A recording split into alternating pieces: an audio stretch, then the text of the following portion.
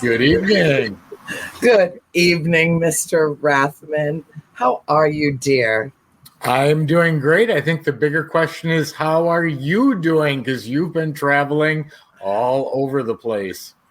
Oh, for Christ's sake. Let me take my pulse and see if I've still got one. Oh, my God. Oh, and I got my ugly cheater glasses on. Okay. Yes, I have been traveling all over the place, although I will say, and I'm just going to put this out in the universe, last weekend up in Michigan was one of the best experiences of my entire life. Wow. Something very magical happened up in Michigan, and I am not free to go into much detail or depth about it, but it personally affected me in a way that lifted me up as if I were being carried on angel's wings. That's amazing. Yes. Well, the live stream from the farm was difficult. It was very emotional. It had a real impact on my family, even more so than me. And I knew that it wouldn't be an easy thing, but Right. I didn't anticipate it being so dark and dense at points. And I just needed something to lift me up. And I went off a few days later. I flew back into Orlando, and 2 days later, at the crack of dawn, I posted the pictures of the sunrise from the airport. It was spectacular. And off to Michigan I went. And, then, of course, we did the show from my friend Cass's house in Ann Arbor last Friday night. Had all kinds of activity. Tons. A ton of activity. Anybody that's watching tonight that was watching last Friday night and you saw what appeared to be an apparition in the back storage pantry, I do believe that was an apparition. I had a few people screenshot it and enhance it, blow it up for me, and it looked remarkably like my dearly departed sister. Who loved Cass, loves Cass like crazy. I mean, just ate her up. So it wouldn't surprise me. But we also had apparently some unidentified aerial phenomenon going on throughout the show. And it began when we were doing our AV check with Bill and everything prior to the show is when it started immediately. So that was interesting. Anybody that wants to see, all the weirdness that surrounds us, there it is in last week's show. But on to this week, I have to take a moment to tell you about this remarkable man. And Tony, I didn't really have a chance to talk to you this week, but I was over the moon when my friend Frank Chili put this gentleman in touch with me. And the first time that he called me was several weeks ago. And I saw a phone number coming in that said California. And it was 10 o'clock in the morning. And so, I answered the phone thinking, it's probably one of my producers that is just using a different phone. I'll just answer it. It's California. What the hell? And he identified himself. And I think one of the first things I asked him was, what the hell are you doing up at this hour? Because, if it was California, it would have been 7 o'clock in the morning. But then he explained that he was actually on the East Coast, which made more sense to me. And we started talking and we didn't stop. And we've spoken several times since. And I am transfixed and mesmerized by his intellect, the depth of his experience. It would take me a half an hour to go through his biography and his history as an introduction. So I think the very best thing to do is to bring Mr. James Martinez onto the show and let our audience see for themselves what dropped into my lap from the universe. How's that? It's a nice introduction. Thank you very much. You are quite welcome, dear. It is so good to welcome you onto A World Awakening. I think that this is a perfect fit, based on everything that we have discussed. We talk to each other like we've known each other for at least a millennium. So that's good. Yes. But, I think like-minded in many ways. But what you have to offer to the world needs a platform and a forum that will reach many more people. And so for me to be able to play a small part in that is, Erin says welcome. She's one of our very regular. She's great. The people that watch this tonight will then share this with everyone they know. And that's the way that information is passed and burgeons. And so what I want you to do first and foremost is to introduce yourself and give our viewers, our listeners, your background, whatever you wish to disclose, and then we can hop right in. Well, certainly.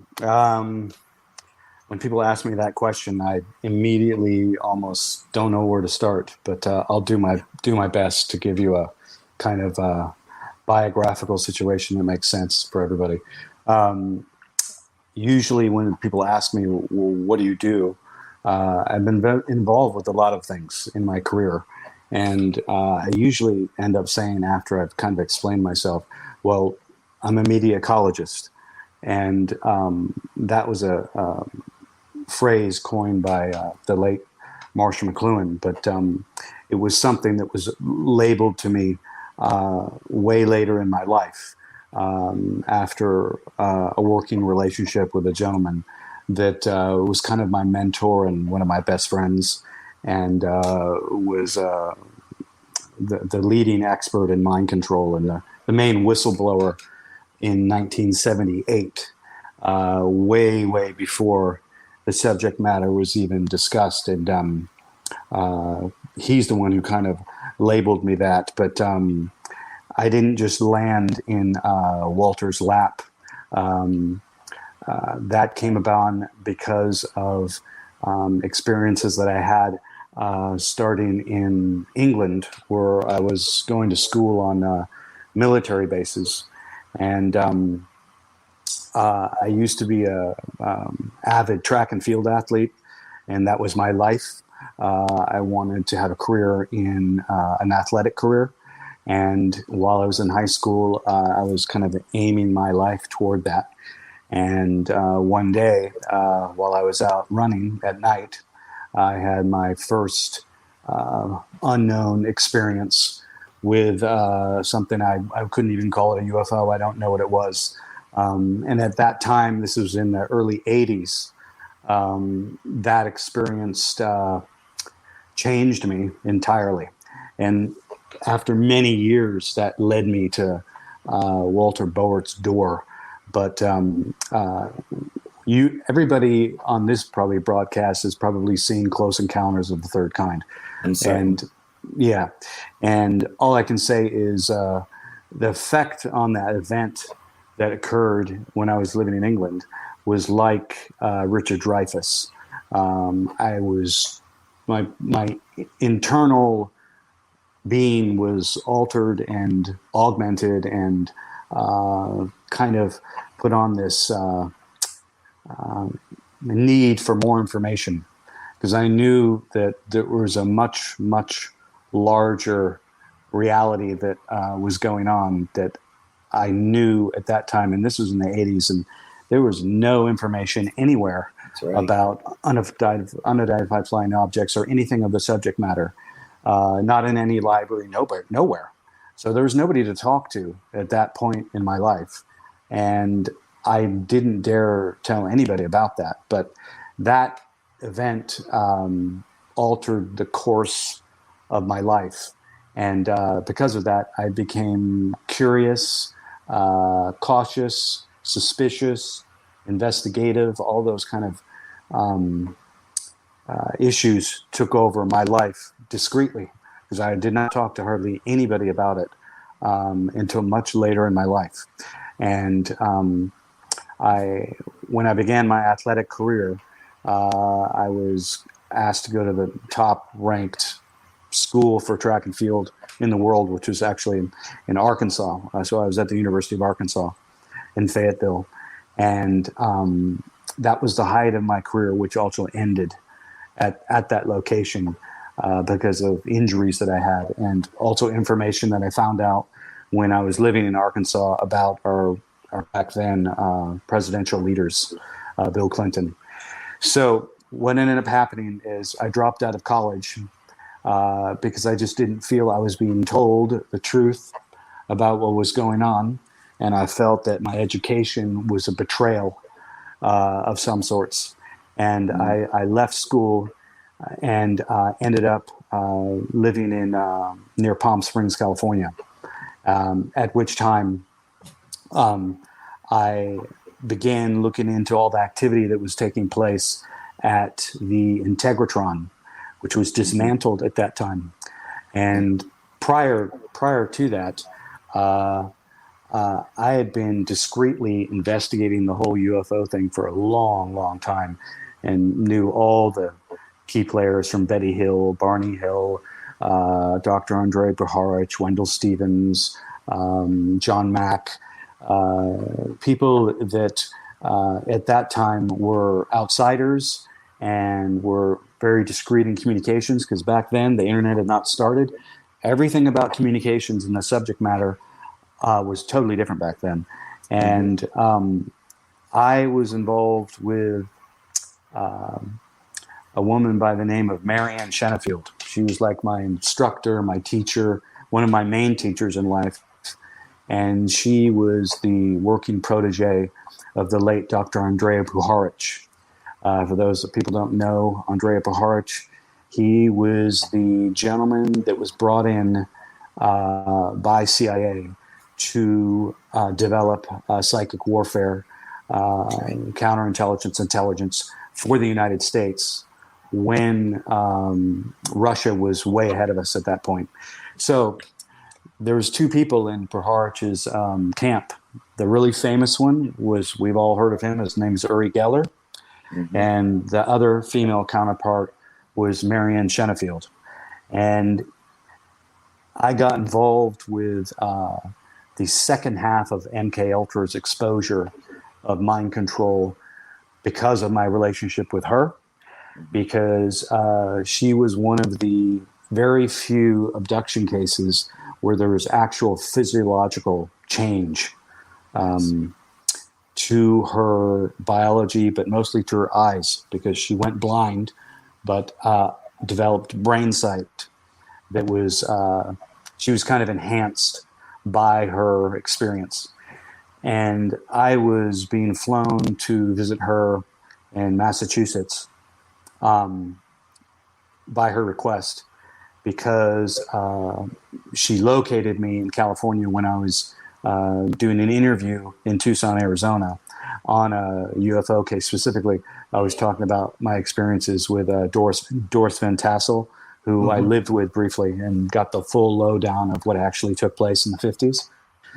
So I was working with Puharich and Marianne Shenefield, and I did an interview in Tucson, Arizona, and that's what led me to my relationship and meeting with Walter Boert, who was, at that point, he was the top guy in the world on mind control. And when I met him, both of us had very similar childhoods, and we're both adopted children. And he had a deep understanding of how I was as a person, and we became best friends very quickly.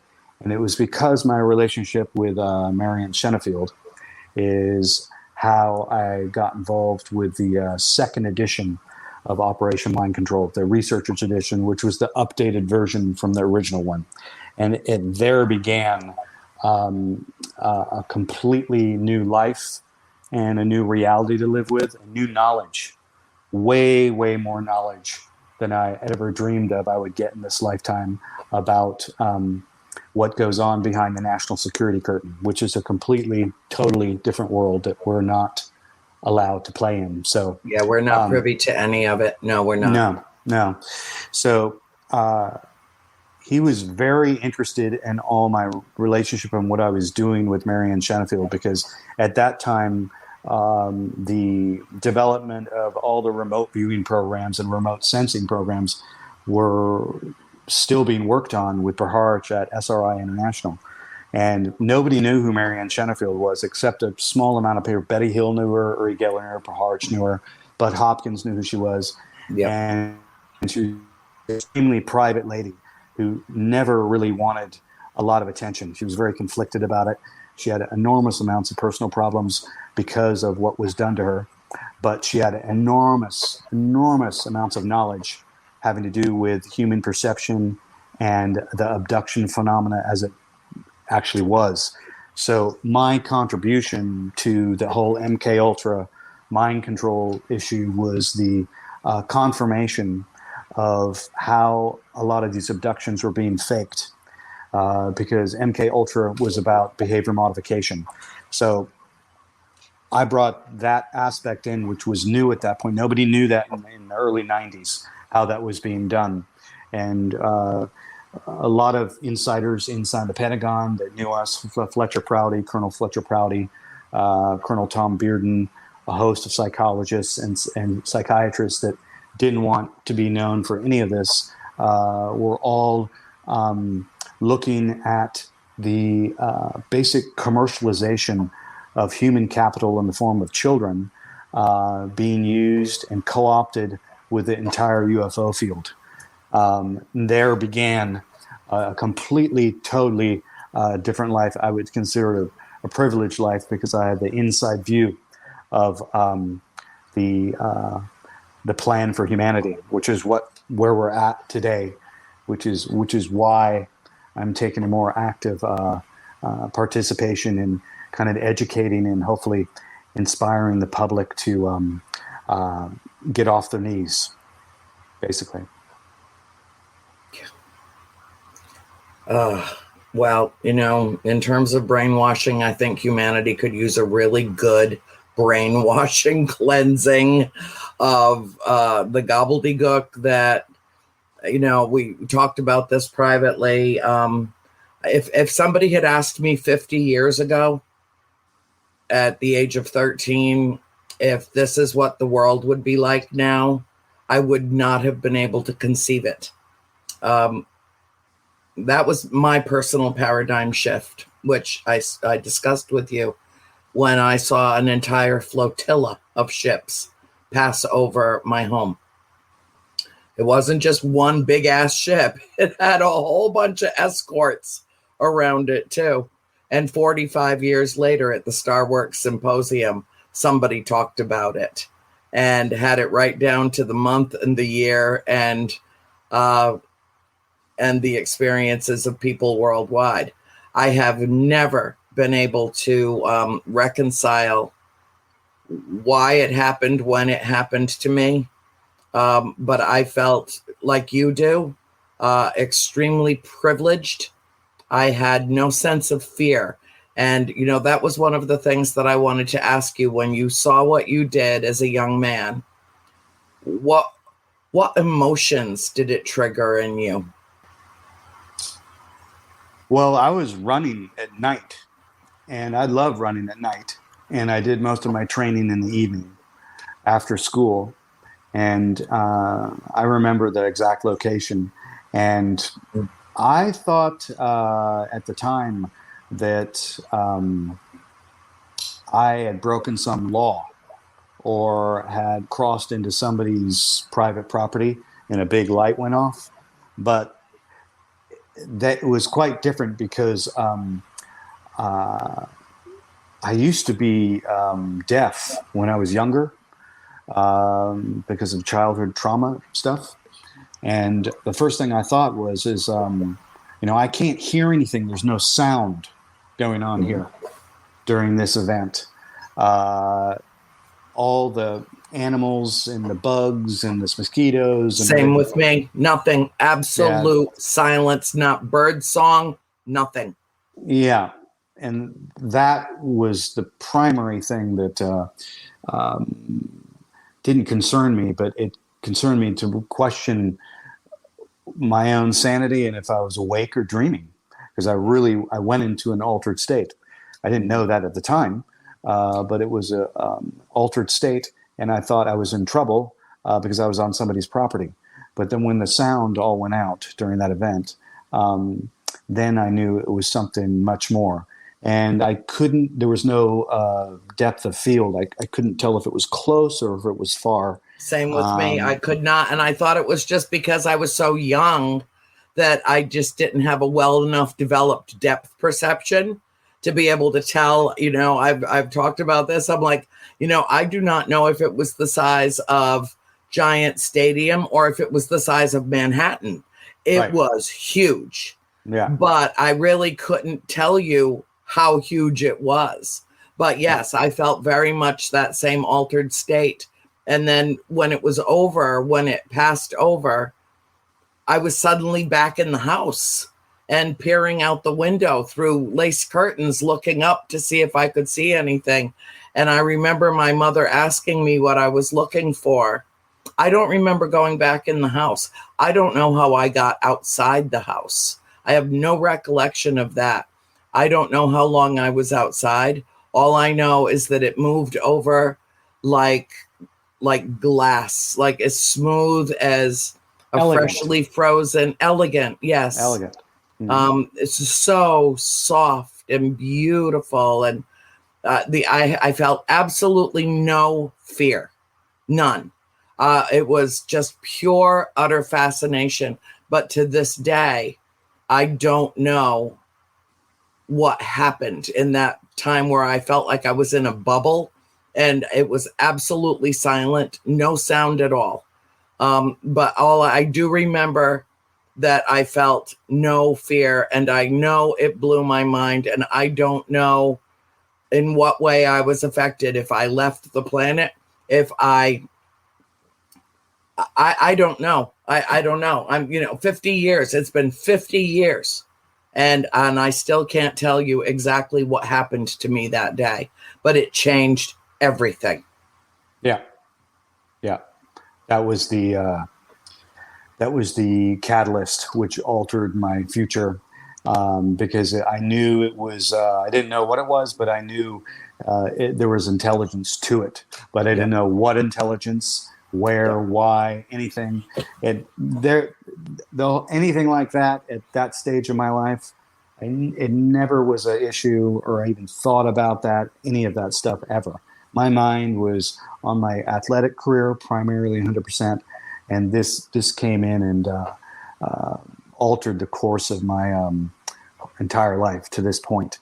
And those chain of events led me to Walter Bowert's door.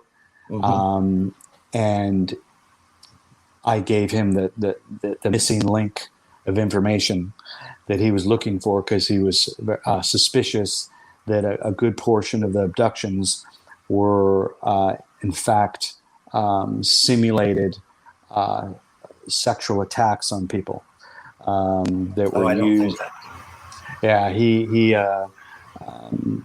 was concerned that the abductions were being faked, which we knew they were, and it was later admitted to us in the early 90s about that, to discredit the real ones, because the real ones were the big problem.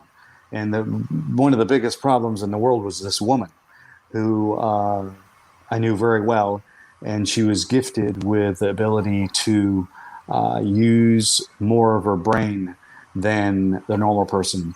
So if people look up Marianne Shenafield UFO, they'll find information about her, but she was very private about a circus being formed around her because of her newfound abilities. And she gave important information on the development of all the remote viewing programs. And she knew Ingo Swann and Price and Geller and Baharch, and she knew all the people that were involved as they were developing that. But she'd been altered. She had a kind of cognitive upgrade, shall we say, a big one. And it allowed her to, while she was talking on the phone, she could look at you and take a look at your RNA and DNA and describe it to you and tell you who you'd been talking with and see it in various ancient archetypes in her mind sight. So when I was first introduced to her, I almost couldn't believe it until I went to see her in person. And then I understood why and what was really going on.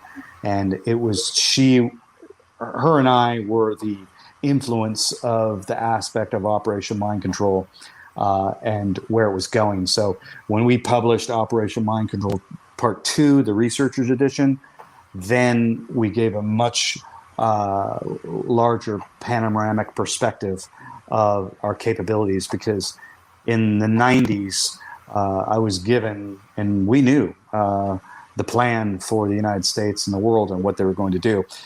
But at that time, when I was told from like Colonel Fletcher Prouty, I don't know if people recall who he is. He was chief of operations for JFK.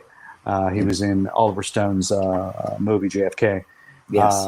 He confirmed what we knew and knew that there was going to be world government introduced, but how they were going to do it was another thing. And then we confirmed with him after we were exchanging information that the battlefield of the 21st century was going to be the brain and human perception itself. And in 1990, around that time, the internet was just coming in. Communications were completely different back then. It took much longer to compare notes on things, and the trust gaps for meeting people were much different than they are today. And it was a much more different way of presenting information. I have a lot of problems with the whole UFO field because it's mostly commercialized now for money. There's tons of disinformation about it. Yep, tons. And it's deliberate. It's absolutely deliberate. Yeah, it's horrible. So I have kind of stayed out of that. I don't need a book deal or a movie deal or anything like that to, I don't need media validation per se. I've never really gone after that. I've always been from the persuasion, if you have this knowledge, don't just talk about it, do something about it. Resolve the problems. I've always been about resolving problems, not explaining problems or just doing commentary on problems. And when we released that book, we knew the plan for humanity. But in the 90s, we knew about the child trafficking. We knew about all the brain chip integration with the central nervous system. We knew the plans for that. And we knew that they were going to essentially hijack, through technological insertion of technology into society and cultural conditioning and so forth, how they would harvest and kind of do a cognitive takeover of how communications are used today.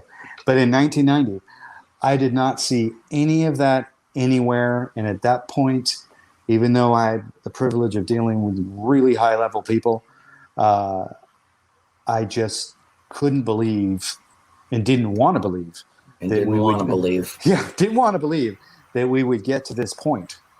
And so what we did is we were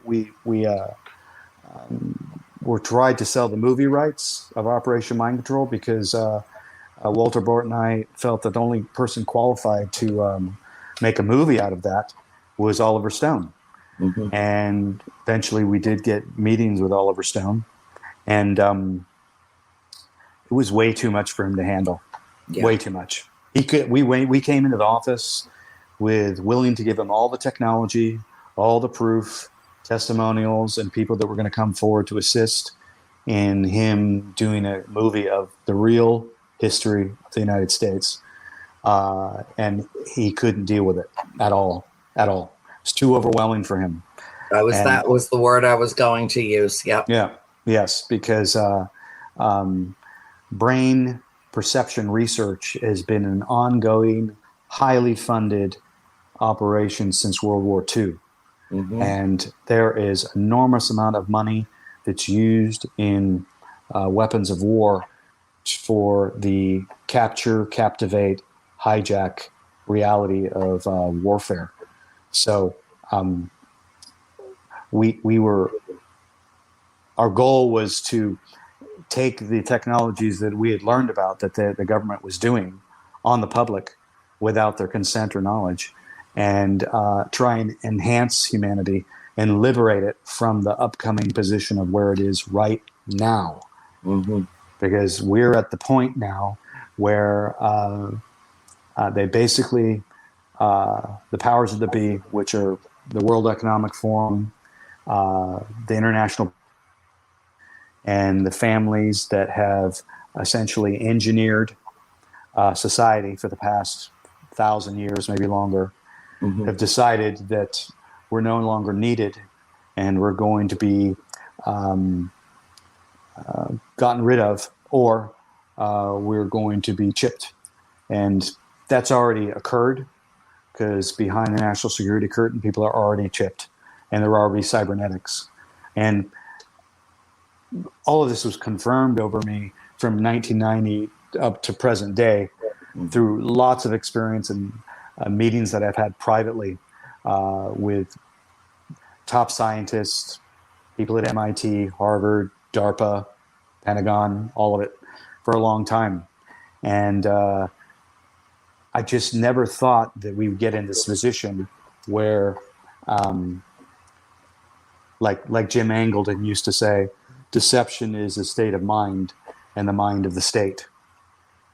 And he was head of counterintelligence for CIA, and how our general consensus means nothing and has no relevance whatsoever, because we are limited on the amount of information that we are given about the truth about what's really going on. So I was put on the board of advisors of the Freedom of Thought Foundation, which was the first public forum to protect cognitive liberty, freedom of speech, the right to legislate your own consciousness or alter it if you choose to, of your own accord.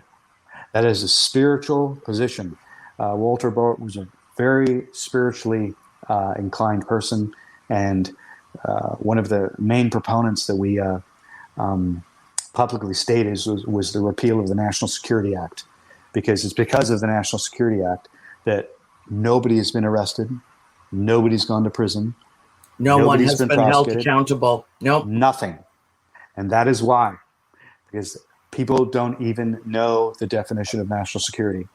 But that was put in place because of a lot of things, mostly because of the advanced technological exchange that happened between extraterrestrials, and also all the research R&D that was going on at DARPA. It was originally ARPA, but DARPA, about the extension of the central nervous system and what we call the computer today, which is an extension of our central nervous system, which that goes into a whole other field of media theory and the works of Marshall McLuhan.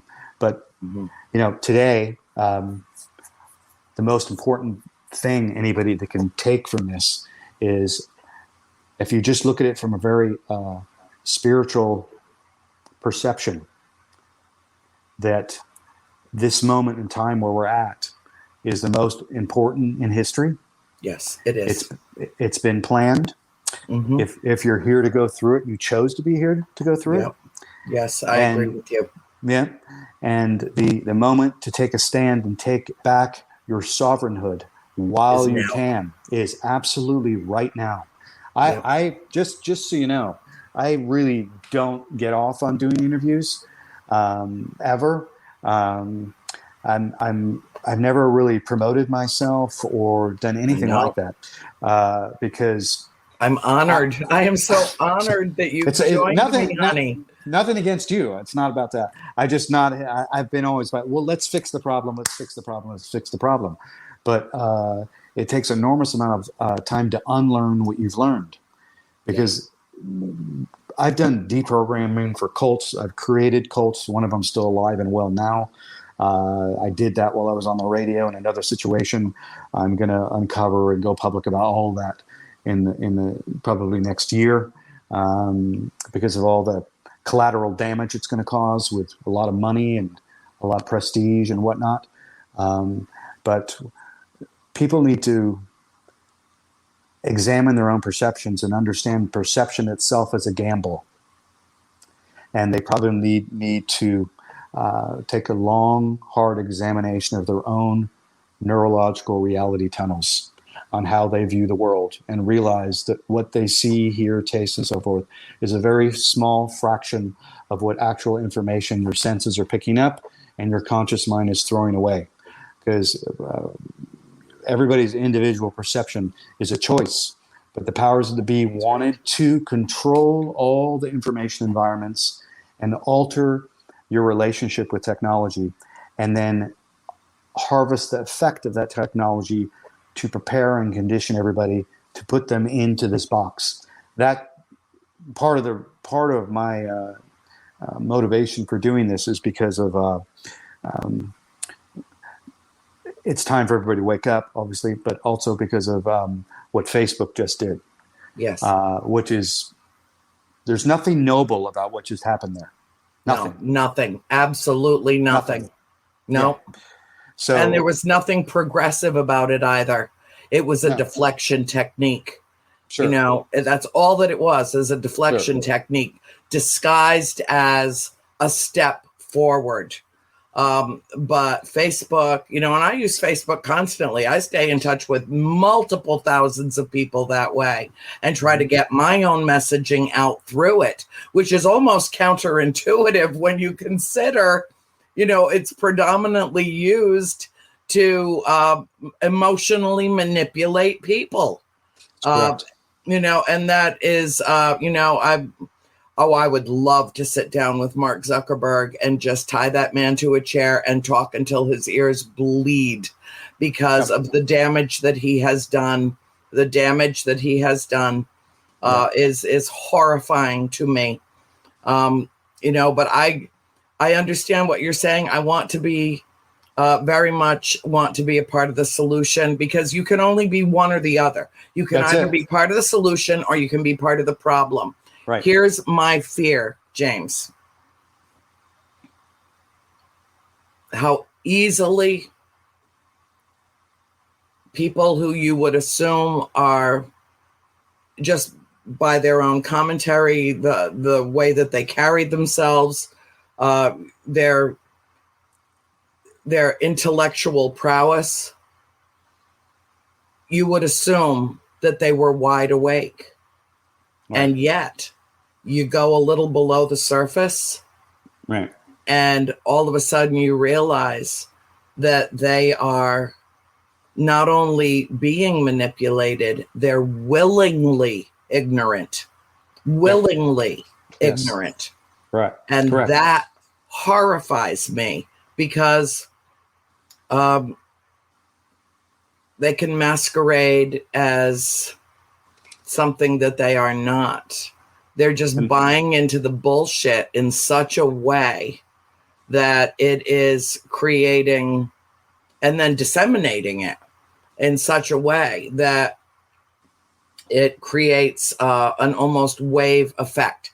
And, you know, part of the raising of the vibration of the planet, part of the, you know, going from carbon-based DNA to a crystalline-based DNA, which is, you know, what all that's going on with the extraterrestrials, our galactic family, is it's almost like we're just too stupid to get it.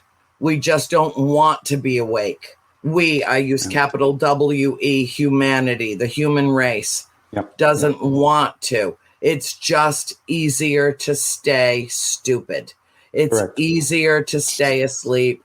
Right. And the thing is that I think on some subliminal level, they already know that if they wake up, they can't go back to sleep. And so they're just taking the easy way out, cruising through life, collecting the paycheck, keeping the roof over their heads, keeping the car running, food on the table, and they're satisfied with that. Right. And you know what I say about that? Vulgar as I am, fuck that noise. That's not why we're here. What we need to do is understand who we are, why we're here, and where we came from. It's very important. I concur 100%. And everybody's heard or probably experienced in their own town, driving down the street, and they go around the curve and they say, you know what, they really should put a stop sign there because there's gonna be an accident one There's day. going to be an There's accident. gonna be an accident. So I go around and I'll tell my friend and I'll tell this person over here. I'll tell the police even. They really should put a stop sign there because there's gonna be an accident. Then 6 children are killed in a car accident, and then they put the stop sign there. So humans only learn through pain, stress, and shit. Yep. That's it. Yep. And the good thing, the only good thing. I'm so excited. I'm sweating. Honest to God, when I start talking about this stuff, I literally, and you're absolutely right. This is the thing that I talk about all the time, that we are in soul school. This is a spiritual endeavor. And unfortunately, in 3D, which we are trapped in and pecking our way out of our little shell, one little tiny, puncture at a time. Unfortunately, the test always precedes the lesson. We have to fail first before we can succeed. But we are on the precipice of disaster. Yes. And if we don't make an effort, a real concerted effort right now to wake up and do something, this is the beginning of the end for humanity. That is 100% totally correct. And I spend a lot of time meeting with people privately because I'm sent to them to what I refer to as do a pattern interruption. That would be the same thing as if I poured ice water over your head behind you without you knowing. Yes. It would shake you up. It alters the nervous system briefly. And the person snaps out of the trance that they're in with their own beliefs and their own physiology and so forth. And then at that point, when there's a small bandwidth of time to insert some new possibilities and knowledge in there, that's what you do. Because I've been in the behavior modification business for a long, long, long time. And I know the behavior modification business was started and was born in the United States. The self-help industry was born here. You didn't see too much of that in Europe at all. No. If you wanted to get that, you'd have to go to a psychologist or psychiatrist. But here it was being commercialized, and it was being commercialized because of the ongoing experimentation that was happening on civilians and all the missing children that were happening. People can be conditioned to have whatever their value system is. It can be conditioned to them, inside of them, without their consent and knowledge. And isn't that called religion? That's part of it, yeah. Those were the first mind control training facilities, I call them, in the world, is to separate you from God. And it's over there, and you're here. It's there, you're here, you're separate. And when really it's not, you're one. And the temple is your body and your mind and your soul. That's the original church.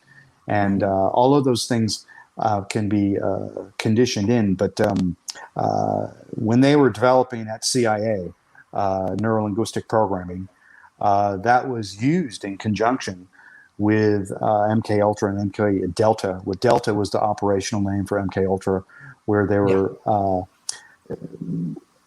altering human behavior and testing human behavior to see what it's capable of. And I'm telling you, and you probably know this already, but perhaps some of your audience does not, that a good deal of the people that we call elected employees, they're not really there.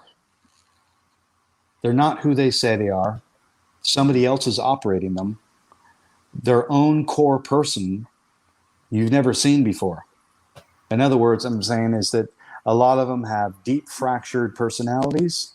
The shall we say, the concierge personality is the one you see in public that is a so-called elected employee. And those wind-up dolls have been put in all over the place. And it's very difficult to spot if you're not trained and able to see all the micro muscle movements and incongruencies happening in human behavior. And the most famous of all of them is Barry Soetoro. That's Barack Obama. That's his real name. This is a guy that's gone through major trauma, He has a glossed over personality. His core identity was shot a long time ago as a child. I know people who knew him when he was Barry and worked with him as a young child. And the person that you see and the person everybody seems to know, that's not him at all. It's not even close. It's not even close. His core personality was destroyed a long time ago. So these type of capabilities and structures, there's millions of dollars spent on this, millions of dollars in R&D, and these are the people that are stood out front while the people with all the money and the power sit behind the scenes because they would never, ever show their face. They're starting to show their face now because they know they're in a dominant position. But all the people that are running the show behind the scenes, they put up their fake personalities to go run countries and run big companies and speak on behalf of Defense Department contractors and so forth. And they're not real. They're incongruent. They're broken people. They're disassociated. Part of the problem and part of the conditioning that's happened to the U.S. public is that we're desensitized from violence completely. I mean, I don't know what you have to say to get through to some of the fucking skulls out there, but there's over 500,000 children that go missing each year, and nobody says shit. That's right. Nobody. Yep. Now, who are we as citizens, who are we in our value system not to have taken care of that shit a long time ago? Mm-hmm. Well, when the pandemic first hit, I was watching a program about the homeless population of children in New York City. 165,000 homeless children living on the streets of New York. What kind of society allows that to happen? Yes. When a society no longer has any care or concern for its own future, which is its children, it is a society in decline that will inevitably crumble and deteriorate and cease to exist. And in terms of child abduction, in terms of child sexual abuse, it is open season on children. And it has been since time immemorial. I had this discussion today with a woman who was actually a paralegal that I was working with on an entirely different issue. And I said, I said to her, I was reading an article today from about a new book that's just been released by a great historian who objects to calling the Middle Ages the Dark Ages. He objects to the use of that language to describe that period of time prior to the Renaissance. Because, this, and this happened that was a good thing during that time. You know what? I'm sorry. I'm so sorry. Mr. PhD, that's fine. You're entitled to your opinion. We're still living in the dark ages. And if we do not rise to the occasion of the paradigm shift, if we do not rise to the light, we are doomed. We are doomed. And I am sorry, but it's right around the corner. Doomed.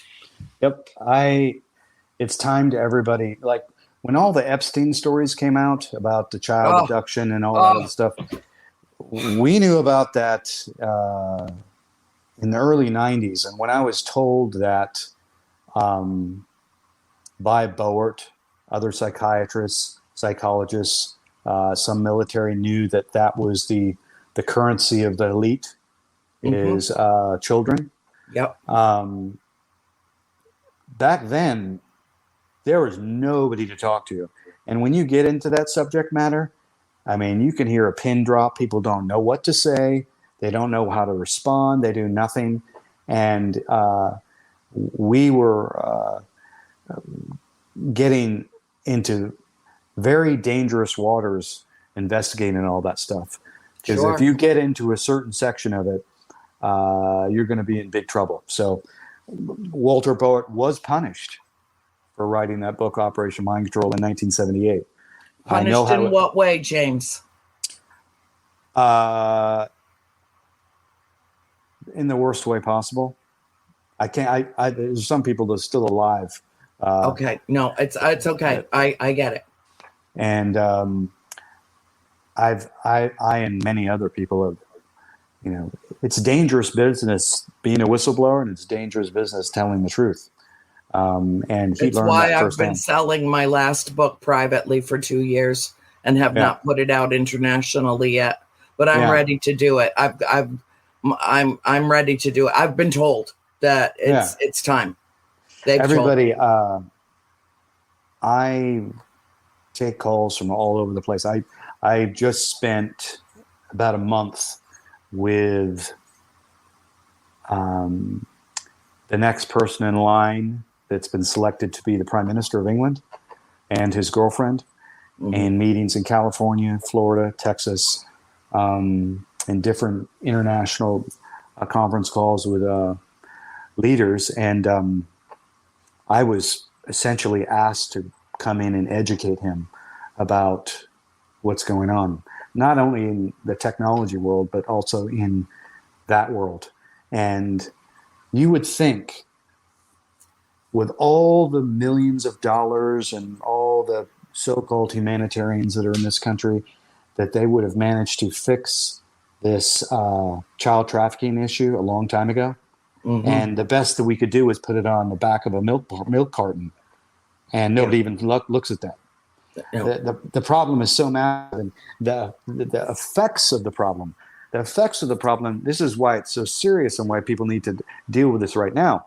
And what we learned when we were studying all the cases of child abuse that we had, we discovered that the abused child later in life responds in one of two ways. They will either abuse themselves, or they're going to abuse you. And they got no problem with it. And that's what they do. Abusers abuse. And the government knows that. So they put people in positions of power that have been in abuse. That's why we have a lot of pedophiles that are running governments and running big corporations, because they're desensitized. They don't have empathy. They're reenacting what was done to them on a large event. And this has been bred into our culture because we lost track and we lost responsibility of our children. Yes. And when I was I can validate this as well too, because for a decade of my life, I worked with sex offenders, all boys. With all the boys that I worked with over the course of that decade, hundreds. Yeah. The sex offenders, and as young as age 12.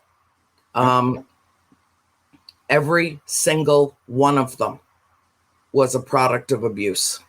Every single one of them was perpetuating the cycle of abuse. Not one had found a way out of it. And we were so proud because our recidivism rate, we got our recidivism rate down to 60%.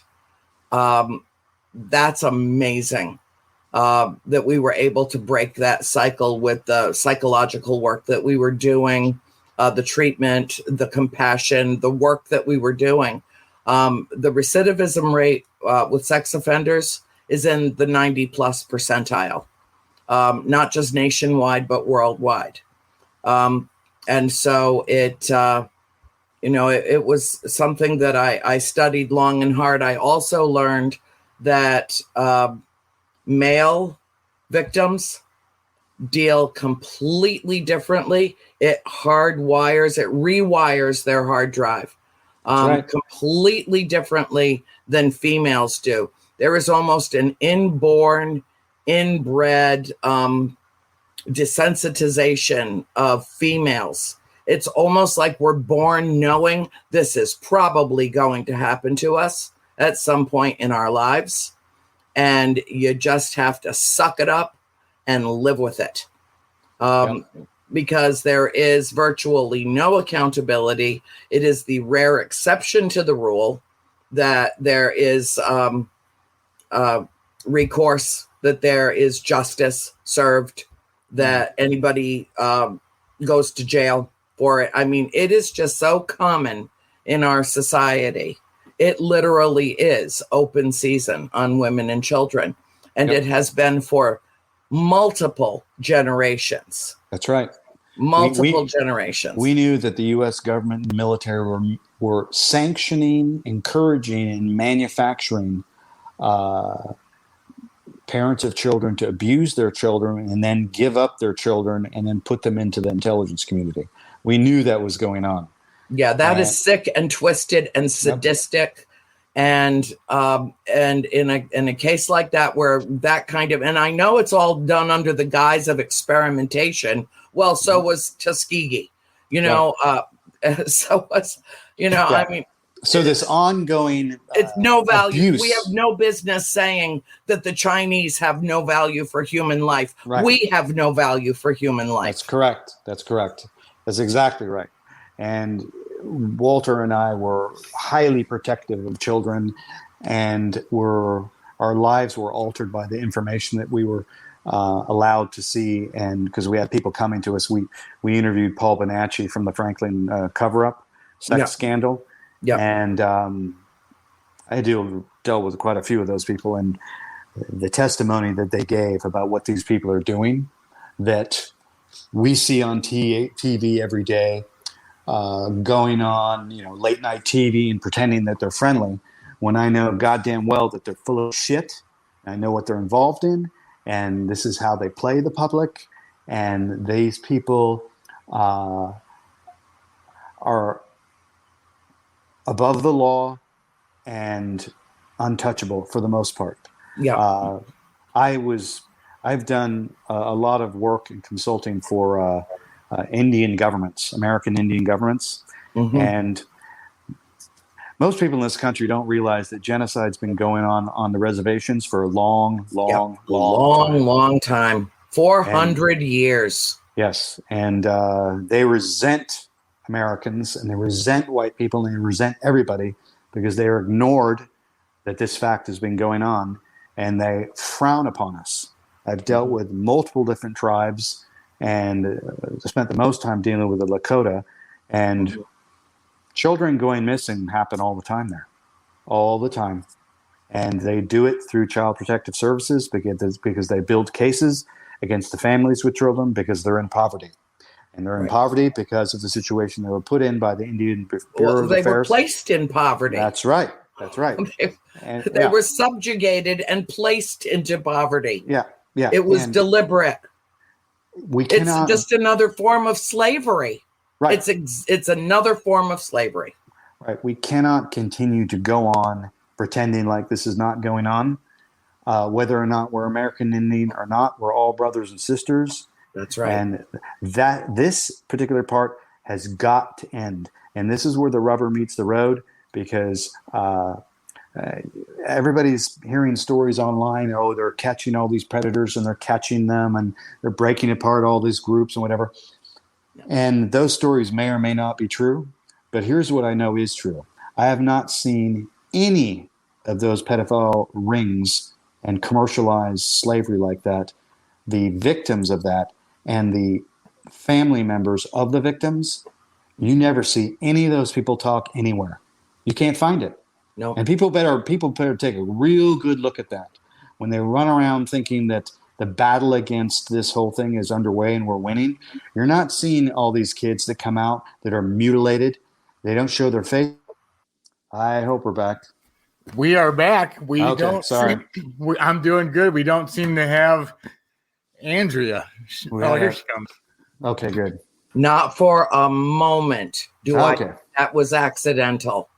Not for a moment do I think that was accidental. We were getting in too deep into subject matter that was stepping on people's toes, and we got cut off, and that was deliberate. Yeah. I have to agree with that. Tony, what happened to your board? What happened that all of a sudden, think back on what James was saying, everything went down, right? Went flat out down. In fact, when I popped on, you both disappeared. That physically, even I wasn't on the screen. That's insane. Okay, here's the thing.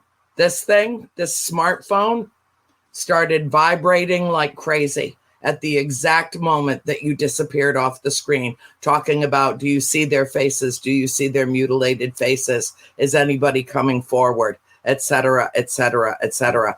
My whole phone went nuts, and now it's perfectly fine. Everything's fine. Okay,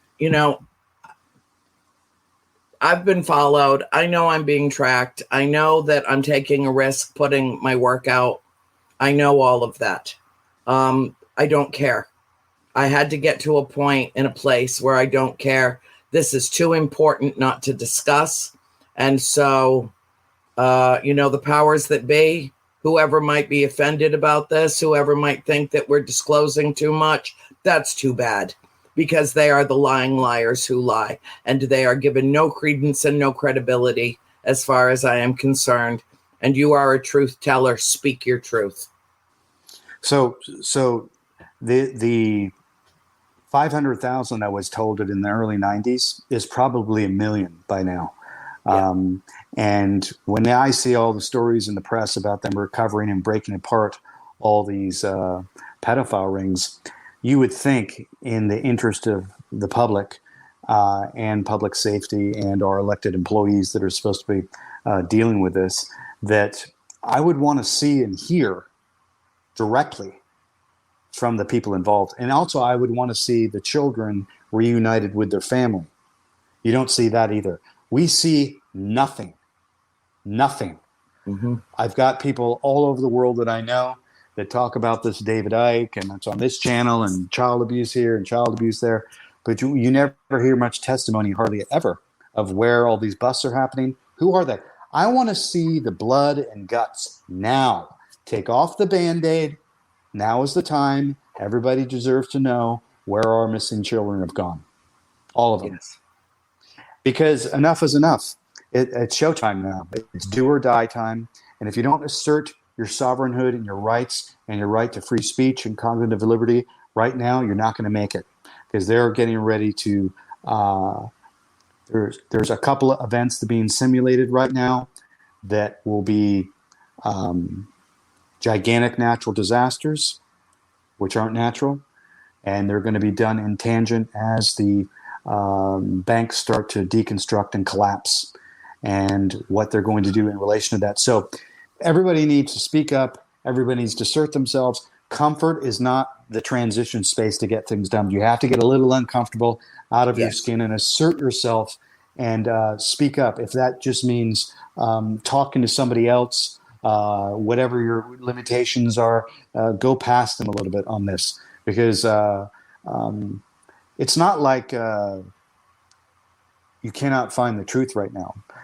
There is more violations right now with people that I know that have security agreements. They don't give a shit anymore now because they know it's all over.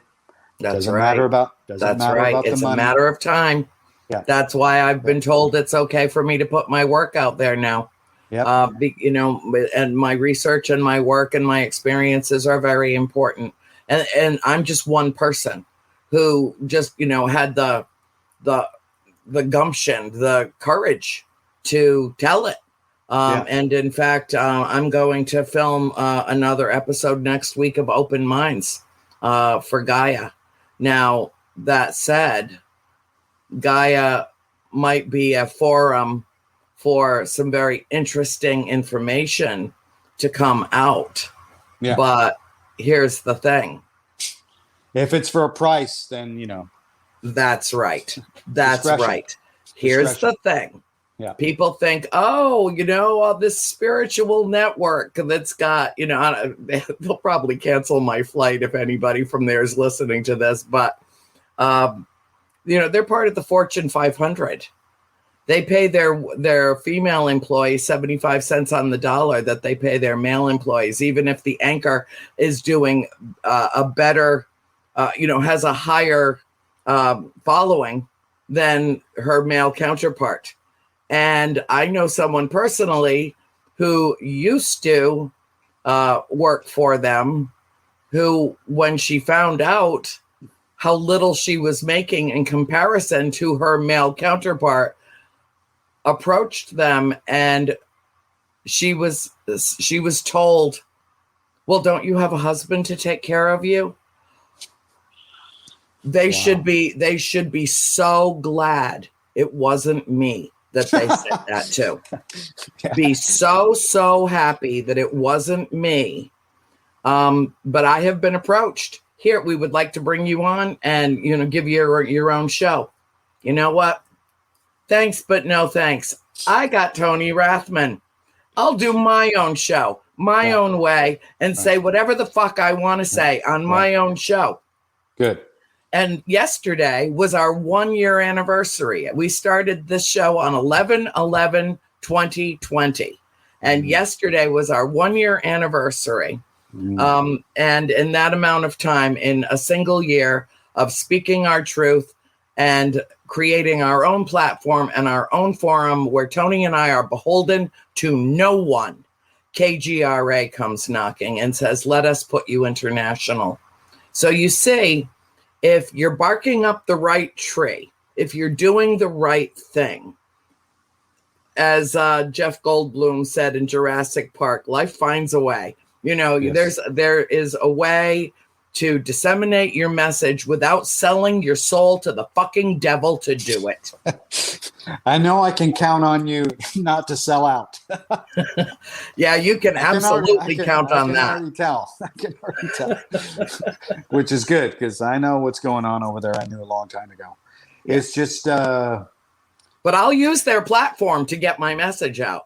I absolutely will use them. They don't get to use me. Right. Good. I'm glad you set that up. Now I know much more about you just based on that. Because I was on there. I've been on there a long time ago. One of the things I was involved with when I was working with Board is I attacked all the banking cartels and took down the banks for about $850 million. And I started the credit resolution issues, and I started in radio attacking banks, actually. Good for you. Because I knew that they were the ones that were financing all this, so I did a long campaign to dismantle and get people out of debt. And all my archives where I was doing that have all been taken offline. A lot of the work that I've done has been taken offline. Fortunately, I have a guy that's archived everything in stable locations for historical purposes. But while I was working with Boert, I attacked the banks. We were doing deprogramming for cults. We were meeting, interfacing with people in the information moving business, Hollywood, because we wanted to utilize technology, specific information transmitters, movie makers, documentary, whatever, to enhance the human condition. Yes. Unlike what we see today, because I don't watch TV, but when I do, I can't believe what I see. It's so abusive. You're talked down to 24/7 on everything, all the commercials, everything. You are a loser. You're going to be sick. You have cancer. You're going to die. I mean, it's so bad. Yeah. It's so bad, and it's obvious what they're doing. And one of my pet peeves is when my dad every night he's so funny. He has to watch Jeopardy, which I always win. He's like, why don't you go on the show? We could be like uber wealthy if you would just go on the show. I'm like, no. I would rather play Jeopardy from the sofa. Thank you. And then after it's over on Monday nights, I think comes the show called The Bachelorette. Yeah. And he's like, what is this shit? And I said, you know what, Dad? I want you to watch it for 5 minutes. 5 minutes. Just watch it for 5 minutes. And I can see his skin crawling. He's like, okay, like she's got practically nothing on. And she's, surrounded by all these men. And she's like making out with all of these guys. And she doesn't even know their last names. And what is this? I said, you know what this is? This is social programming. This is what this is. This is social programming. This is to objectify and sexualize women so that we perceive ourselves as that being our only value, not intellectual value. We are just a body. We are just a vessel that has favorable whole position. That's what we are. Yep. Okay. And that's how we're being marketed. And that's what the young girls are emulating. And this is the most destructive thing that you will ever see on network television. And it's in the top 10 shows. You think we don't have a problem? You are the father of 5 girls. Look at this and tell me we don't have a problem. Yeah. It's, we're being degraded, and we're going through a cognitive degrade with all the poisons of foods, toxins, all the toxic television, toxic media in general. And I mean, when I've been asked to go in and to talk to individuals for deprogramming purposes, one of the first suggestions that I do is the dismantling of all media influence. No TVs, no books, no radios. Cleansing. A complete cleansing. Go out into nature on your own. Go through a true media fast. Give your central nervous system a break. Have the stimulus that's coming through your senses come from nature only. Do not talk to anybody. Do not be near anybody. Stay out on your own and learn to listen to the rhythm of your own heart, your pulse, your breath. Because there's a people go through massive anxiety when they're out of touch with media. Unplugged. Unplugged. They go through a big withdrawal effect. And then really to regulate your nervous system and to optimize your own perceptions and your own putting you back to your heart center, you've got to unplug and get yourself away from all influence of information. I've only been able to do that twice in my life because it takes a lot of arrangements to leave society for 2 weeks and not see a soul and not read a book, no interaction with anything. No external stimuli except nature itself. Feel the grass beneath your feet or the sand beneath your feet and look up. You want to connect to the universe. That is a prerequisite for doing so. Yeah, it's a exercise task that I ask people or suggest people that they go through to dismantle all the constant effect on our nervous systems. It's a barrage. It's a barrage. Yeah. When DARPA and ARPA developed the internet, they knew the effect of instantaneousness and what it was going to do when they externalized and mimicked the central nervous system outside the body and what we call today as a computer. Yeah. And then they miniaturized it down to something you could put next to your body. Right. Those were like long thought out conditioning processes and training platforms to begin what will be in the future as telepathy. It's the training ground for telepathy. The mobile phone or smartphone, it's a training platform for telepathy. And when the internet was first introduced, the effects of that, they already knew what the effects were going to be on banking, on human behavior, on commerce, all of that, because they planned to make sure that they were going to control it. And that's how, with the fiat currency system that we use, they could hypothecate debt instantaneously and make money off of the usage of consumers, which is how they managed to enrich themselves, because they basically, the powers that be have stolen the world through a fake currency and a monetary system that was been enhanced by the effect of instantaneousness, faster than light speed communications, and what that's done to banking.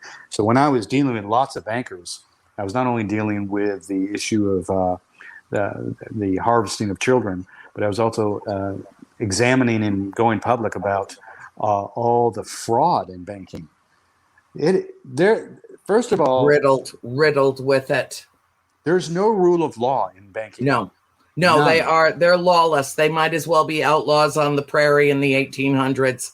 And and it's not just the geopolitical lawlessness that we're dealing with, but that has a foundational basis, Yes. because all of this is tied together with money. Paul Hellier's last book, prior to his death, the former Prime Minister of Canada, the Defense Minister, wrote at length about this, and said this is what's coming next. This is the creation of a singular banking system, a singular world government. This is the dismantling and the homogenizing of money and currency. He warned about the whole Bitcoin phenomenon and all of that, and how that's infusing the system. Yes. And that's part of it. I really love that guy. I sat next to him at a press conference in Europe when I went public about my involvement with American Indians and advanced technology and so forth. And as I was sitting next to him, it was such a breath of fresh air, because at that point in his life, I could tell he just didn't give a shit anymore. Nope, he sure did not. Really didn't. He had enough of all the crap. He didn't care what anybody thought. He was very direct about it. And that's just the way it was. And he wasn't intimidated by anybody. And I consider that him one of the most noble elected officials of all time. Of all time. Yes, absolutely. And I don't know if you know this about Paul, but it was in, my phone is going nuts. My phone is going nuts. Go away. He didn't even have his first sighting, saw a vessel for the first time. I believe he was 89. And he and his wife lived on a lake. And it was almost like, he said, it was like the vessel came in and it came down and then hovered just above the lake and then shot off very quickly. And the feeling that he got from that was a feeling of acknowledgement, of saying thank you, because Paul did so much good work in this field. Yeah. And he never had any empirical evidence, his own experience, to back it up. And it was almost like his reward, them just stopping by to say, good job. Yep. No, that was a pivotal day for me, because at that point I was supposed to be on stage with Russell Means, the American Indian. Yes. And he was a very good friend of mine. And he asked me to bring in certain technologies into the Lakota Sioux Nation. There's a movie that came out that I'm in regarding that just premiered on the Al Jazeera network yesterday, I believe, called End of the Line. And you may recall 3 or 4 years ago about the Standing Rock standoff event where the oil companies... I know all about it, yes. Well, I was the trigger man that brought in the military for that. And I was asked, the real story about that has never been told. I don't think the public really realizes when there's big events with large crowds, there's a militaristic, organized aim to control the story with a big crowd, always. Control the narrative, always. Yeah, and nobody heard about what really was going on with that and what the center of it was really about, and what the Lakota Sioux government knew about, that the U.S. government has been suppressing technologies, and this whole gigantic mess that we're lectured about every single day, that we're killing the earth. How dare you kill yourself? You're a human. You're a pest to the, you're leaving a carbon footprint, and, the whole world's ending because of the environment. We have polluted the world, but also the real truth is, which they don't want to say, and Greta Thunberg will never say it, nobody will ever say it, is we've had all the technology to fix everything the entire time. For since a the 50s. very, very, very long time. Yeah. And in fact, Nikola Tesla gave us everything that we needed to be living in utopia. That's right. Free power on this earth. And Westinghouse buried it and made sure that man was buried, died in a rat-infested hellhole, and was buried along with everything that he brought into this world. And as far as I am concerned, I don't know if he was a hybrid, if he was an ET that came to impart this information to us or not. But we have had for at least 3 generations, we have had all the technology that we need. Yeah, Buckminster and that's Fuller said that's it. always left out of all these conversations. Yep. When they're jerking off on stage all over the world about the end of the world and the pollution and all that. Anyway, it's all bullshit. I don't understand why so many people are so fucking ignorant that they cannot figure out that we have been lied to and betrayed and deceived for so long. That And if we wanted to clean it up, we could have breathing. done it a long time ago. That's we could have commercialized it. We could have made businesses out of it. We could have completely done this thing a whole totally different way. Complete they're the ones to be blamed. They're the ones to be blamed for that, not the public. They make our tools, and then our tools shape us. They shape our tools. Their tools shape us. They do it on purpose. They design it that way. It's planned that way in advance. I can't tell you how many people I have to explain this to because they go, the environment and the green movement and the green movement and all the trillions that are allocated for that. It's all bullshit because I know the people that have the disruptive technology, multiple different versions of it, multiple versions of it. Any money now? Zero. They're repressing this because they want to come out with these toys after they've cleaned house here. After they've pumped every drop of fossil fuel out of the core of this planet. Yep. After they've made every fucking dime that they can at the expense of our environment. And then maybe we'll think about healing it. And, then we'll create the carbon eating machines. And, that we can have all of that now. We could be absolutely free and clear and have zero personal debt in terms of a month-to-month expense for living with the use of just electricity around the entire world. I mean, we are conduits for it ourselves. Our bodies are predominantly water-based. We are electrically based beings. Yeah. All that needed to happen was just to study how we work and duplicate it technologically. Tesla did that. We're living in we used to be living in a scarcity economy, but it's bullshit because we're not in that reality anymore. And they have all the ability to fix this entire mess up themselves. They could commercialize it. They could cooperate and slowly not destroy other companies. They could create jobs out of it. They could do enormous things. And they'd get all the participation because pretty much across the board, everybody I talk to, regardless of what religion, politics, or whatever, we should clean up the planet. We should. Everybody's in agreement of that, but it's how we do it. The assholes that are running everything, they're pretending like they're the authorities and we're the problem. No, they're the problem because they won't get toilet stuff. They are the problem. And you know what? It's really, it sounds almost counterintuitive, because on one side of my mouth, I'm like, we are all in this together. Right. And we are. And yet we're really not. You see, because the lying liars who lie, whether it be, the politicians or the oil magnates or, the people that are trading literally in human lives, all of the power brokers seek one thing only, and that is the perpetuation and the retention of power at all cost. And power equals money, money equals power. And until we have a crisis of conscience, among the money-grubbing power brokers of the world, we are in the muck and the mire of this, and there is no way out. And there is no holding them accountable because they're the ones that handle the marionette and we're the dancing doll. Yep.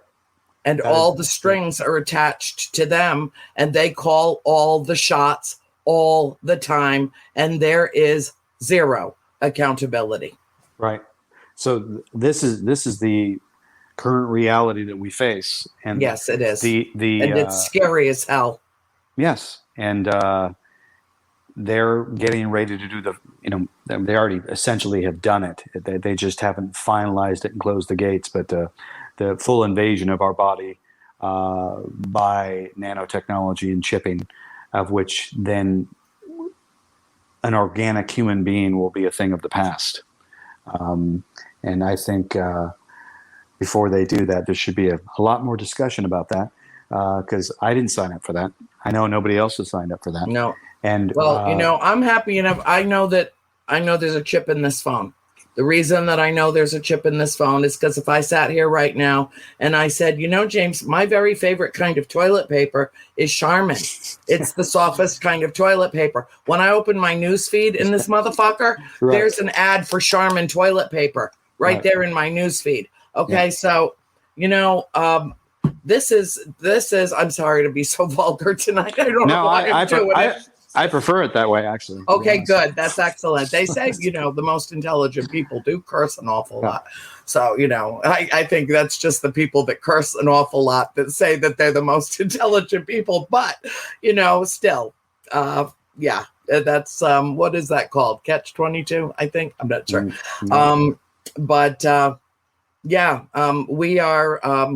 We are being manipulated in myriad ways. And one of the things that I am most concerned about, truly, is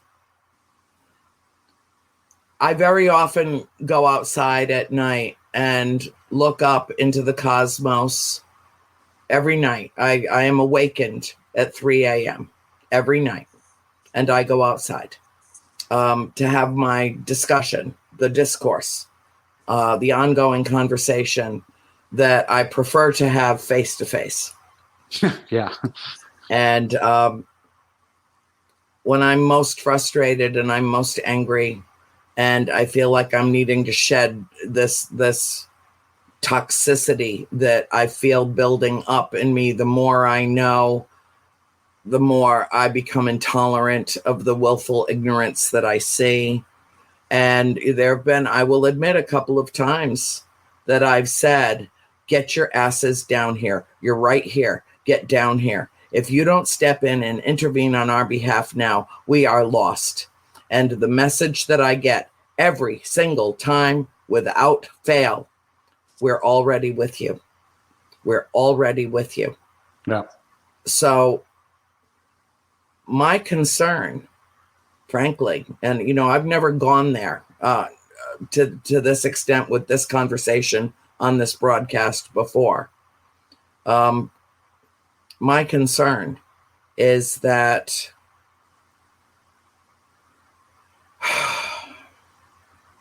they cannot intervene on our behalf as this chronic, sustained manipulation occurs.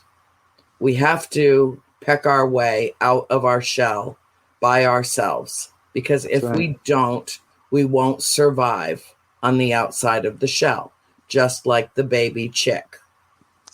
Totally agree. The same thing. This is our plight. But if they love us as much as I know that they do,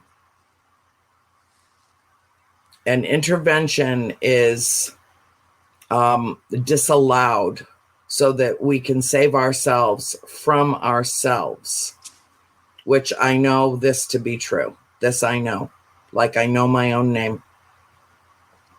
What can they do? How can they allow, all right, I'm not even going to go there right now. I'm going to ask you something.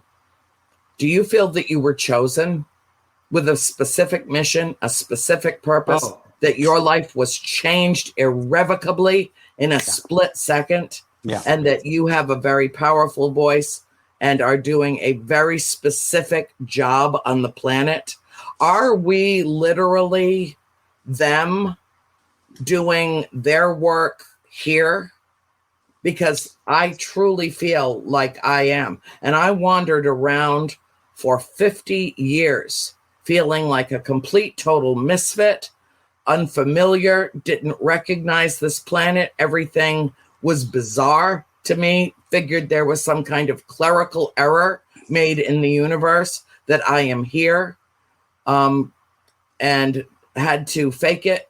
I was in fake it till you make it mode for half a century. And then, boom, I understood everything that I had experienced in my whole life, including the trauma,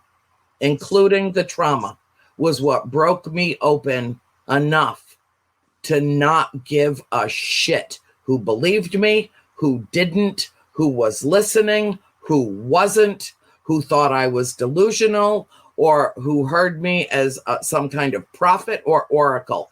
None of that is true. None of that is true. I'm a humble messenger. That's all that I am. But I feel like I was picked out of the crowd specifically to do this job. Oh, fucking A. And here we go again. Here we go again. In the middle of the most important conversations every single time. Wow. And it's just so funny because it's not like his system was acting up in between. At all. Not at all. So that's just so strange. I'm sure he'll be back in a minute, but I'm sure he will. He's probably going to smoke a cigarette. I'm putting the man through hell here. I don't think he considers sweating. It's 70 degrees. I'm sweating. The entire audience keeps saying, just huge, powerful episode, and it is, and it's one that is probably going to really catch some attention, maybe by those who need to hear it, and maybe by those who don't want to hear it being said. But I think it's important. I think it's terribly important that it is said. Should I just text him and say, come back, Auntie M, come back? Well, I think he got booted on the last boot, and he did come back, so I'm sure he will. Poor James. Oh, my God. Well, the powers that be, I'm sure I'm pissing people off right now. I know he is. I don't care. Yeah. That's too bad, because this is a challenge to their power. This is a challenge to the protected power struggle. And, I'm really at it. Oh, now I'm waiting for a connection. Okay. Why wouldn't my phone work if my computer's working fine? It's all attached to the same thing. Correct. Right? It's all attached to the same Wi-Fi. Right. It's the only two things that are running off of it in the whole house. Yeah, that would make no sense. You'd have to wait for a connection. None. Man, I'll tell you what. If they shut him down, so help me God, I'll do a whole nother show with them just to piss them off. I will. Yep. I will. And we'll pre-record it where nobody's watching.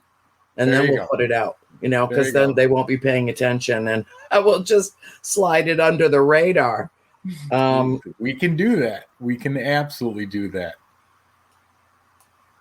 I told you he was phenomenal. Didn't I tell you he was phenomenal? You did. And the information and his background and what he's been involved in, just absolutely incredible.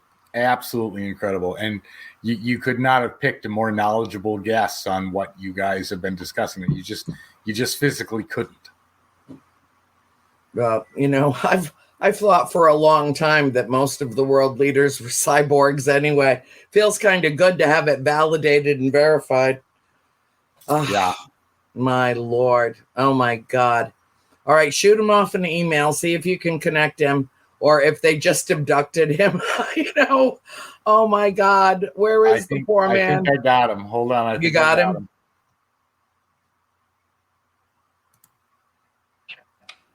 There we go. There he is. Can you hear us, James? Can you hear me okay?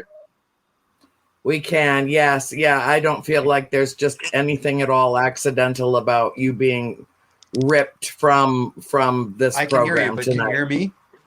Yes. Yes. Yeah, we can hear you. Okay, good. Sorry about that. The power died. Welcome to technology. My apologies. Yeah, well, I don't think that it was really about the power drain, the disappearance of you during that. I'm not a real big conspiracy theorist, but I know for a fact that I am being watched and monitored. I have to assume you are as well. And when we get into territory that challenges the status quo, stuff like this happens. It just does. Yep. And it happens all too frequently on my show. Either I have little vessels in my room, or stuff happening, or technological glitches. And my phone's just been going insane over here. And then I tried to text you and it says waiting for connection. And I said, Tony, because Tony was up on the screen. I'm like, all right, I'm using the same connection for this phone as I'm using for this computer. So if I don't have a connection on my phone, why do I have a connection on my computer? Yeah. I understand. Yeah. So anyway, so what we were talking about was being, and I don't mean this to sound, in any way, like that we are somehow, oh God, let me choose my words carefully here. Because, I'm not here to offend anyone. I'm not. There's no point in trying to spread a message of hope and light and love and peace and kindness and then alienate people. Right. But I do feel like I was put on this planet for a very, very specific reason, and that I am living into it now, and that I have been for the last decade, a little more. Finally understanding who I am, why I'm here, where I'm from, and it took 50 years, almost 50 years, for that to happen. I'd say late 40s, in my late 40s. I had a real awakening and a new awareness that I was not fulfilling my destiny. It didn't mean I wasn't contributing to the planet.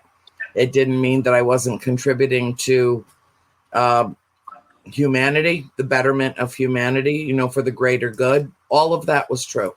All of that was true. It wasn't enough. It wasn't targeted. It wasn't specific.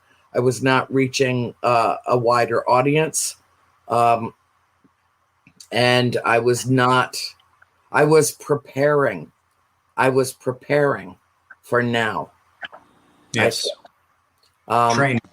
Yes, I was in training for now, because I think that you and I are part of the ground crew.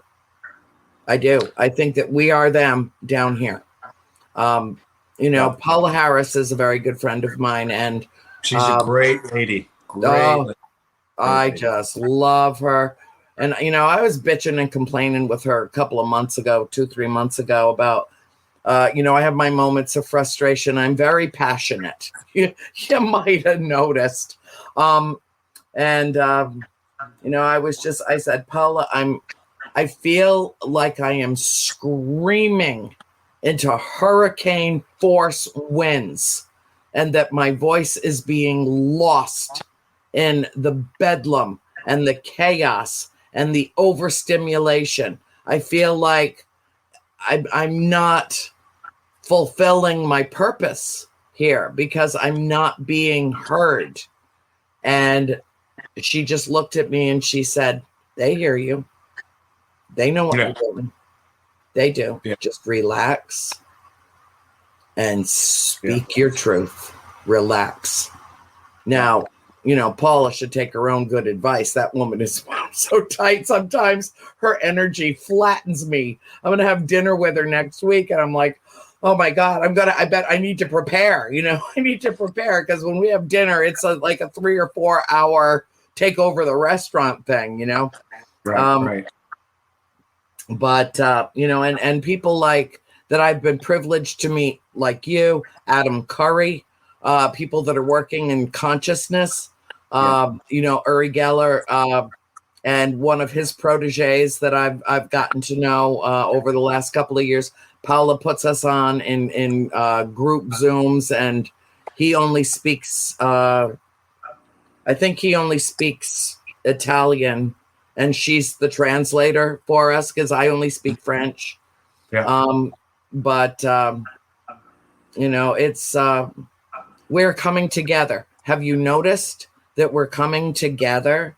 That there's a group of people worldwide that are connecting in a very profound and significant way to forward the momentum of truthful information, truth tellers, not just seekers and seers, but truth tellers. This life has felt like to me an assignment. Yeah. I'm here on assignment. I didn't get married. I didn't have children. Me either. Because of that assignment. And I remember talking with Walter Boward about it. And I said, if all you're saying is true, and this was in 1990, I don't think I want to be having to deal with all the potential problems and responsibility. And this is, I think, my role in this, because he knew I was going to outlive him and I was going to inherit a lot of what he was doing, what we were doing, and what our plans were. And I'm glad I did not do that, because I'm seeing what is happening to families and children across the board, just from the effects of the breakdown of society. And I get calls every day about families breaking apart. In many cases, the children are being taken away from them. And there's just a mounting pressure on the family unit, because I knew the game plan was to destroy the family unit, and they were going to do depopulation through any means necessary, including getting rid of sexuality, which they're in the process of doing right now because they're distorting it completely. And I think I hope not, but the plan is that I was told, but by 2030, the sexual sense will be gone, and we'll have a society of sterile men and women, and a generation. And the future of the procreation issue will be done in labs to control population growth and so forth. And I'm seeing attacks that are happening, and I get calls from wives, women, guys that I know about their overall health and the collapse of just the mating game is totally different today than it was 10 years ago. Yeah. It's completely, totally different now. I know women that cannot get pregnant at all. They're spending enormous amounts of money. There's all these fertility issues that are happening now, all of which are being done on purpose. All of that. I just didn't want to have to go through all that. So I felt in private discussions with people that, this is a type of assignment, and my role in it is having to do with the deployment of technology. So I was way more on the radio and talking openly about that many years ago, and instead I took a leave of absence because I wanted to deal strictly with the whole issue of the deployment of disruptive technologies and assist in getting that done, which I've done a lot of. I've met with a lot of government. I've been through the Pentagon. I've been through the international banking houses and met with the billionaires and met with the tech heads and all that stuff. And the excuses for holding all this back. Yeah. I said a long time ago that, is society capable of handling itself with this type of power of technology, like what Tesla would give us, for instance? Can we handle that? And the general consensus of the people that are the controlling elite of society is that we cannot. We cannot deal with it. Can you imagine what would happen if we could run your house with unlimited power and probably cost you $10 for the rest of your life? That you'd have your own power source, what that would do to jobs, what that would do to economies, what it would do to the relationships between other people, all the media ecological effects of disruptive technology, specifically energy. It's never discussed. It's always ones and zeros and profit. I've been in the meetings with government people, and they just don't get it. A lot of these people are just dumb fucks. They're just dumb fucks. They got into these high-powered positions, and they're walking backwards into their future, doing business as if we're in the 1940s, when we're at the breaking point where we can liberate ourselves, liberate the planet, and completely change how we deal with each other. I know this is idealistic, but it's also a probable reality. With the release of these technologies, you don't need war anymore. No. And wouldn't that be unfortunate? Because, gee, that's such a money-making proposition, isn't it? Right. Right. I was at the Defense Threat Reduction Agency, which is an offshoot of the Pentagon, and all they do is examine technologies for wargaming and how it could be utilized or enhanced to effectively make war cheaper, more efficient, and so forth. And the people that are making policy, that have all this money, they're some of the most uninformed people I've ever met in my life. They're not just uninformed, James. They're amoral. They're amoral. I don't see a soul. Yeah. I don't. I look and I don't see a soul. I almost will, because of the trauma and the damage that I sustained personally in childhood, not only growing up in the environment that I did, where I saw more than I could process as a child, and then having my paradigm shift with my extraterrestrial connection, which was when I was 13. So exactly 50 years ago. About 2 weeks ago, it was 50 years. It challenged me intellectually, emotionally. It was, I would rather have someone who is damaged and survived it and became victorious over it and saw the light with the backdrop of the darkness as almost a scrim on a stage, and chose to live in the light and move to the light. I would rather have that than a soulless, heartless, cold, unfeeling cyborg that basically functions in a completely lawless way. And I'll give you a very interesting sidebar to that, which is very important that the public know this. I know some of the most powerful women leaders in the world, and they were invited to go to a secret meeting with some of the top female inventors in the world. These are heads of companies, patents, engineers, scientists that worked on space modules, satellites, the developers of technology, the top women in the world. And they were asked to speak at this event, and all the leaders and pioneers were there. And the two people that I know that went there, both were American Indian. They were invited. They gave their speech, and I know who they are. And normally, they usually get a standing ovation after they finish talking. And what has happened is, when they did not get a standing ovation and they stepped down, they were met with 3 or 4 women that came down and sat with them, and they could not carry on an organic conversation without an iPad in front of their face. Yep. And they were chipped in the back of their ear. Mm-hmm. They were already cybernetic. Yep. They're already cybernetic. They're Yep. gone. A good portion of the decision makers, they're already gone. Yep. They've left the building. Yep. And they're completely different people now. And how they communicate is differently. And they're all integrated now into the machinery.